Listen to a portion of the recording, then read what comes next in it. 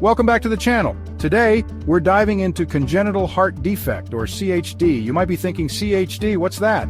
Stick around as we break it down for you. We'll cover the different types, causes, and latest treatments.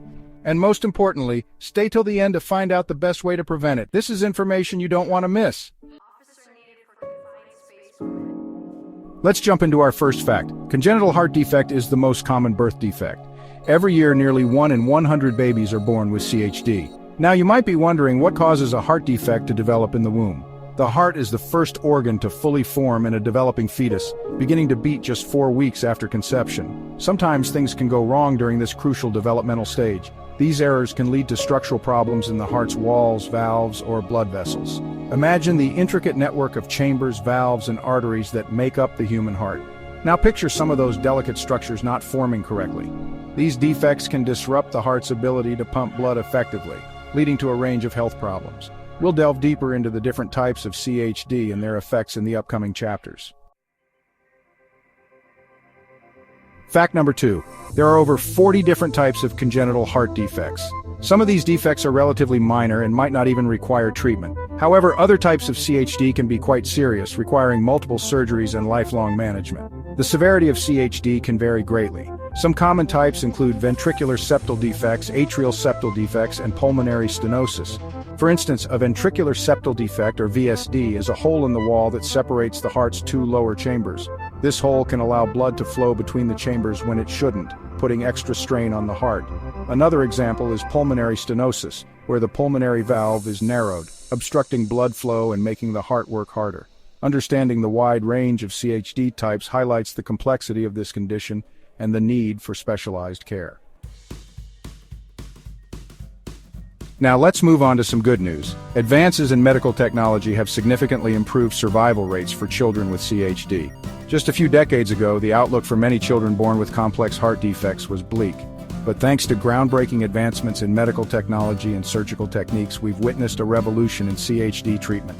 Today, complex heart surgeries that were once considered impossible are now performed routinely with remarkable success rates. We're talking about life-saving procedures that give these children a chance to live full and healthy lives. Imagine the intricacies of operating on a heart the size of a walnut. We've also seen incredible progress in diagnostic tools like echocardiography, which uses sound waves to create detailed images of the heart. This allows us to detect even the smallest abnormalities early on, leading to timely intervention and better outcomes. The progress we've made in CHD treatment is a testament to the dedication and ingenuity of medical professionals around the world. Now for fact number 4, many cases of CHD have no known cause. Despite years of research, the exact cause of CHD often remains a mystery. This can be frustrating for families seeking answers, and it underscores the complexity of this condition. We know that during pregnancy, the fetal heart develops through a complex series of steps, and any disruption to this process can result in a heart defect. However, pinpointing the exact cause of these disruptions is challenging. It's likely a combination of factors at play rather than a single smoking gun.